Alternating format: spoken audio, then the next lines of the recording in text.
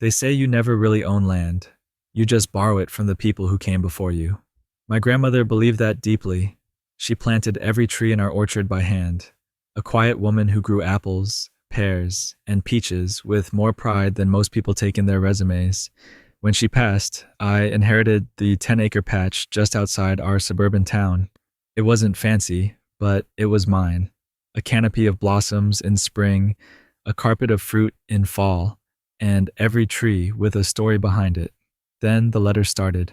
I live just outside the Silver Pines residential community, an HOA-run neighborhood of 312 homes, complete with fountains, playgrounds, and precisely timed lawn watering. Karen Whitmore, the HOA president, had a vision. Expand. Their new clubhouse needed a parking lot, and my orchard, the only underutilized green space within 2 miles. According to their newsletter, the HOA submitted a proposal to the city, rezone my orchard as multi-use municipal property under the claim it was abandoned land. Abandoned. They thought I wouldn't fight back. Karen showed up at my gate on a Tuesday in May. "We can offer you double market value," she said, in a tone that dripped with polite condescension. "We believe your land can serve the greater good." I looked past her to see HOA volunteers already measuring tree lines. I hadn't even agreed to a sale. "No thanks," I said, and closed the gate. That day, I installed cameras and began collecting every document I could find related to land ownership, zoning, and preservation law. 2 weeks later, I was served with a notice. The HOA had filed for eminent domain consideration with the city council, citing potential for increased community value. Karen used every tactic. She held meetings filled with emotional testimony about how parents had nowhere to park during sports events. HOA members signed petitions saying my land was unsightly. Some even claimed it was a fire hazard. They wanted to frame it as a public safety issue. What Karen didn't know is that my grandmother had been a land rights activist in the 1960s. I found letters, old permit filings, and a surprising document, a conservation grant issued in 1972 that made part of the orchard a recognized wildlife corridor. It had expired, but there was a clause. If the orchard ever hosted 3 or more endangered species at once, the land could be recertified as a permanent nature reserve. That would make it untouchable. I called a friend at the state ecology department. The race was on. I spent days in the orchard, documenting every bird call, setting up night vision cameras, and placing trail sensors.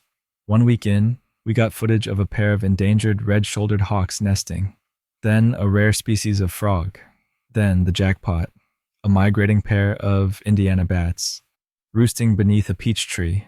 I had what I needed. When word got out about the conservation application, Karen went ballistic. She accused me of falsifying wildlife reports, paid for an independent survey that conveniently found no rare species, and spread rumors about me hoarding land for tax fraud. I got anonymous letters threatening my fence. My mailbox was smashed. A drone hovered outside my window for 3 straight nights, but I kept going. The city scheduled a hearing.